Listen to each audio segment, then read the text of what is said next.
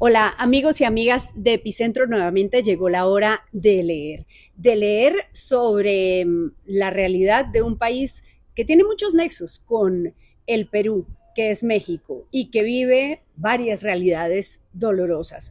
La de la guerra contra el narco, que ha cobrado muchas vidas, y la de la insurrección del Ejército Zapatista de Liberación Nacional, y eso con el subcomandante Marcos y todo esto que conocemos aquí y que conoce bien mi invitado de este momento, que es el periodista Diego Enrique Osorno, uno de los cronistas más importantes de América Latina, que ha escrito en Gato Pardo, que ha escrito en La Etiqueta Negra y que tiene mucho prestigio como cronista y que ahora presenta su libro La Montaña. Hola Diego, gracias por estar en Hora de Leer. Hola, ¿qué tal, Clara Elvira? Encantado de estar aquí contigo en este bello lugar.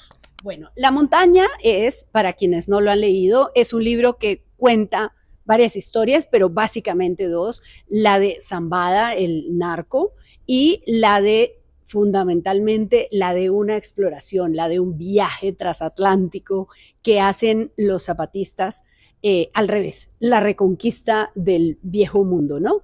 Es así. Y parece mentira, ha habido varias novelas que han ficcionado la posibilidad de que la conquista hubiera sido al revés, ¿no? De América hacia Europa. Pero aquí es realidad. Ese viaje a bordo de un barco que llamaron La Montaña existió y tú estuviste ahí.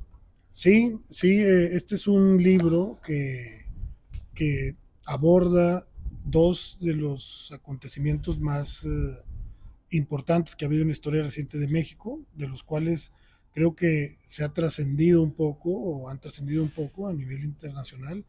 Uno de ellos es la insurrección zapatista, que ocurre el 1 de enero de 1994, cuando pues, miles de indígenas de ascendencia maya bajan de las montañas y toman una serie de cabeceras municipales en Chiapas y comienza así todo un proceso de movilización en las propias comunidades indígenas de Chiapas, como también a nivel nacional con grupos políticos, sociales, que se adhieren a esta causa zapatista y que van construyendo una serie de organizaciones y de redes referenciales, e incluso a nivel internacional. El movimiento altermundista que conocemos hoy tuvo su epicentro fundamentalmente en esta rebelión, ¿no? Entonces, el libro recoge un poco de lo que ha pasado con esta insurrección zapatista, cuyo rostro más visible o pasamontañas más visible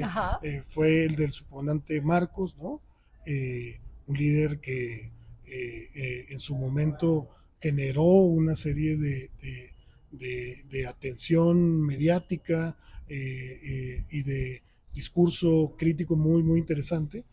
Y el otro acontecimiento que también ha vivido México y que el libro aborda es el de la guerra del narco, ¿no?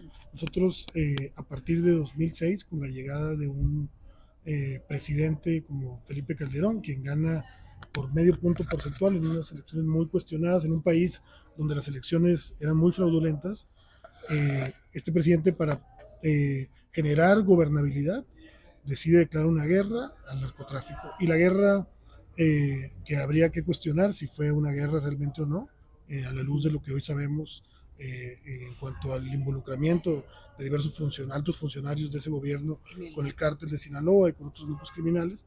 Pero bueno, ese es el otro periodo o el otro momento muy importante en la historia reciente de México que el libro aborda, que es la guerra del narco. Entonces el libro precisamente es un viaje eh, por los últimos 30 años de la historia de México, a partir de un viaje puntual, específico, que hace una delegación del Ejército Zapatista de Liberación Nacional en 2021 rumbo a Europa, con el fin de generar una serie de alianzas y de articulaciones de resistencia nuevas, ¿no? Ajá, bueno, y entonces yo les tengo que contar cómo el libro va como por dos por dos caminos, el de esa guerra contra el narco, hay un encuentro con Zambada, pero hay mucho más que eso, porque hablas de esa guerra que ha costado tanto y que desde fuera, y empiezo por ahí preguntándote, desde fuera, pues se ve como que era lo correcto. No podía el Estado no enfrentar la amenaza del narco, pero cuando lees el libro entiendes que no era tan claro que era el camino correcto. ¿Por qué?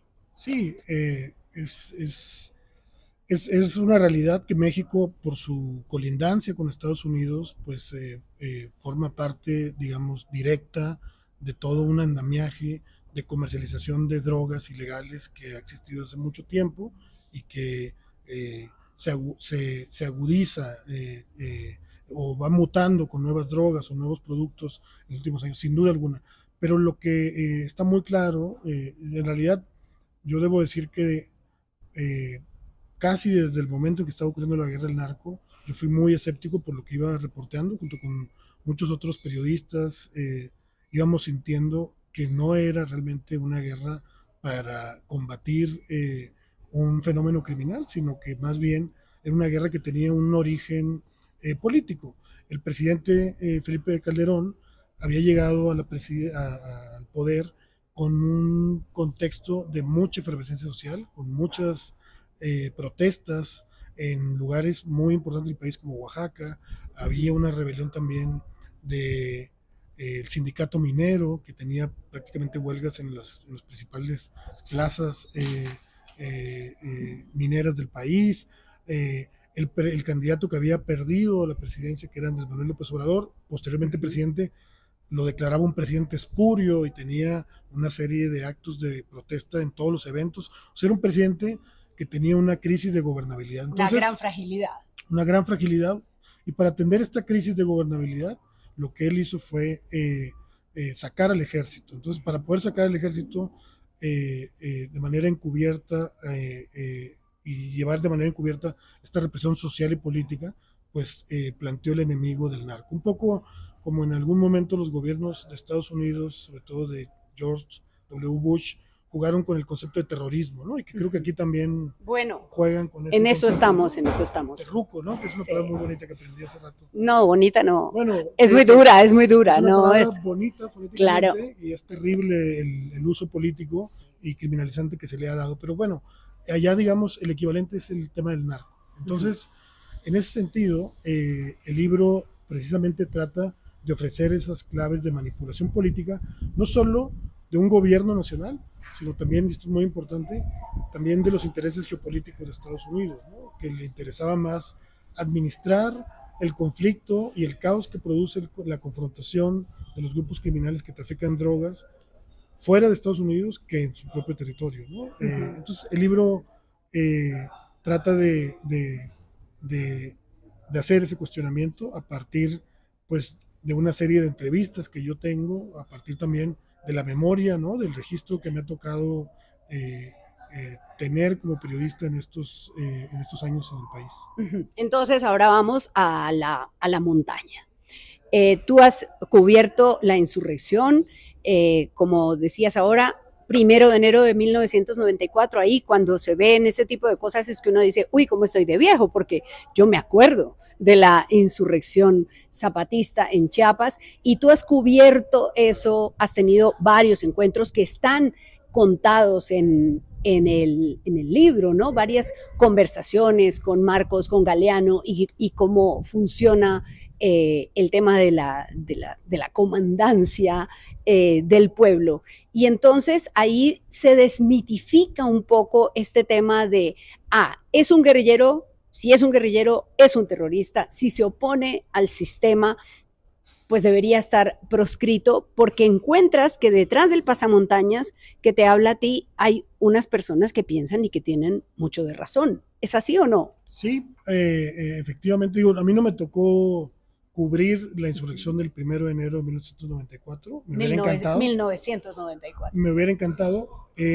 La documentado mucho pues, a partir de las entrevistas con el subcomandante Marcos, con el subcomandante Moisés, que es el nuevo líder del STLN, y pues con muchos testimonios de diversa naturaleza sobre ese acontecimiento, ¿no?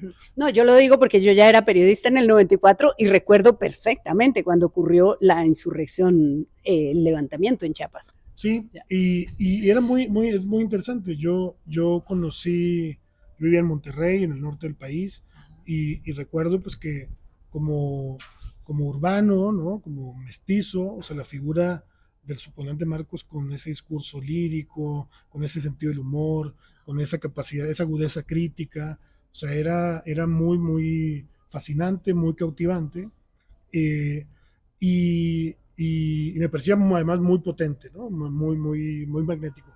Pero cuando fui por primera vez a Chiapas, al territorio zapatista, porque hay que recordar que ellos pues tomaron miles de hectáreas de tierra, o sea, no nada más fue como la toma de las principales ciudades o de algunas de las principales ciudades de Chiapas, sino que ocuparon miles de hectáreas de tierra propiedad de finqueros y de explotadores que había ahí en la selva lacandona y en varias regiones de Chiapas.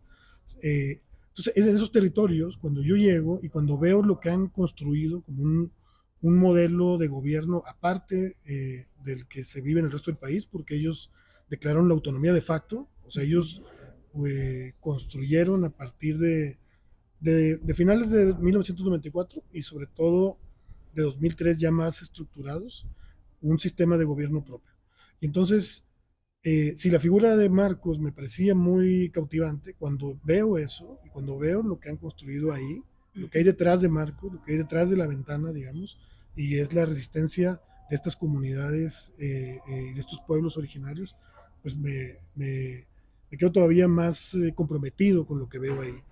Y eso se va volviendo como una paradoja para mí, porque yo al mismo tiempo estoy cubriendo la guerra del narco, y veo como la barbarie que impregna la democracia mexicana, ¿no? O sea, nuestra democracia en México ha producido más ejecuciones, más desapariciones y más actos de tortura que cualquier dictadura latinoamericana del siglo pasado. Nuestra democracia. O sea, es una democracia bárbara. Y regresaba yo a las comunidades zapatistas y veía lo que ellos, al haberse mantenido al margen de todo el proceso político del resto del país, construían, y me parecía una utopía desconcertante, ¿no? Y un poco el libro también contrapone esas dos realidades, ¿no? La de la barbarie y la de la utopía, ¿no? Que son conceptos que no nada más le incumben a México, creo que son conceptos muy contemporáneos que estamos viviendo en el mundo, en un mundo con esta crisis climática, con esta serie de problemas. Sí, bueno, por aquí mucho lo de la barbarie también. Diego, y entonces, con los nexos que haces con el movimiento, te dicen un día, en plena pandemia, nos vamos a reconquistar Europa, nos vamos en un barco viejo, alemán, ¿no? Y tú dices, listo, me voy. ¿Cómo ocurrió eso? Bueno, sí, los zapatistas en medio de la pandemia tuvieron la delirante idea de hacer un viaje a Europa para empezar a atender nuevas redes de colaboración, y decidieron que como insignia, digamos, de esa travesía fueron más de cerca de 200 zapatistas, pero los pioneros, digamos, eran una delegación conformada por 7 zapatistas, 4 mujeres, 2 hombres y uno Troa. Lo que se llama el 421. El 421, el escuadrón 421.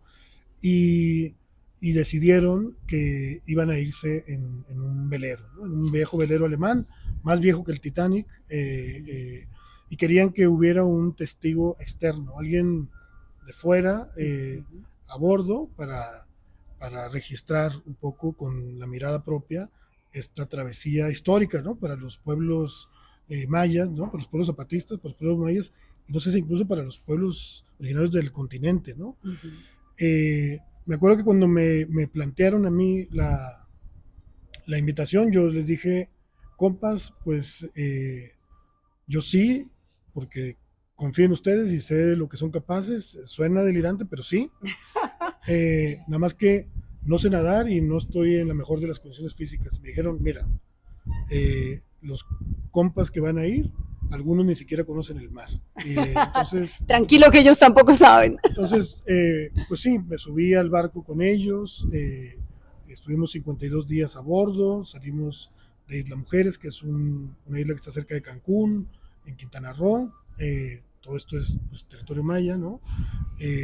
Pasamos por Cuba, por Dominicana, por Azores, en Portugal, y finalmente desembarcamos en Vigo.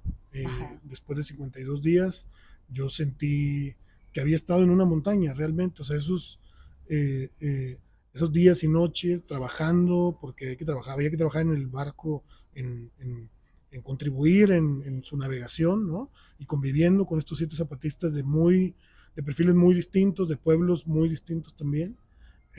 Para mí fue todo un aprendizaje y una renovación de la esperanza, ¿no? Si algo me enseñó la montaña fue como a tener esperanza, ¿no? Recordemos que eran tiempos muy brumosos. Muy horribles, sombríos. Con la pandemia, ¿no? Con la apatía, con la desconfianza de los demás. Para mí la montaña significó eso. Sí, bueno, y te fuiste a Alemania. Estoy haciendo un súper spoiler, pero es que vale la pena leerlo. Pero te vas a Alemania y entonces en Alemania además terminas en la mitad de la guerra. O sea, si ya no faltaban aventuras para el señor Osorno, pues resulta que entonces además se va y se encuentra con la guerra de Ucrania.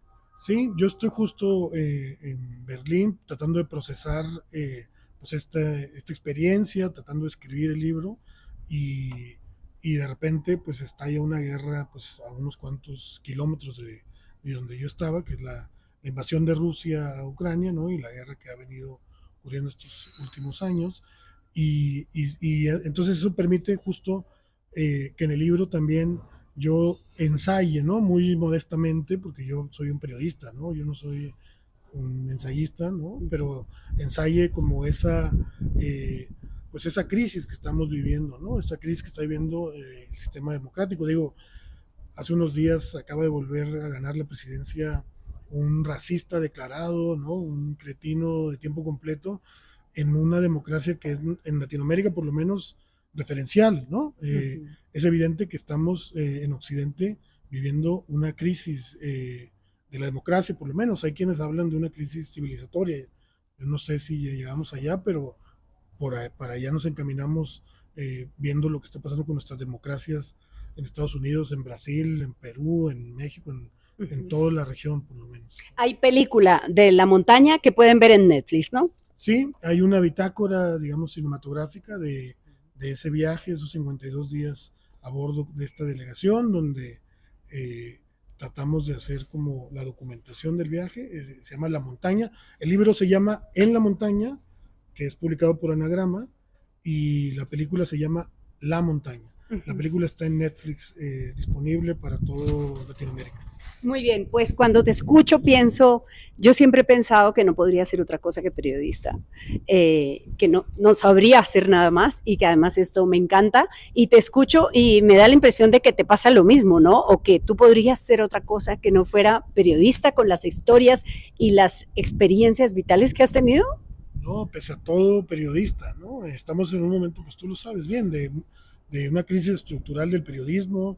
Ya los medios de comunicación han pasado a un segundo plano, ya la verdad tampoco importa tanto a las audiencias, la desinformación ha ganado un terreno enorme, o sea, hay una precarización a nivel estructural del oficio periodístico, y en un país como el nuestro además hay una agresión constante contra los periodistas, pero pese a todo, periodista hasta el último aliento.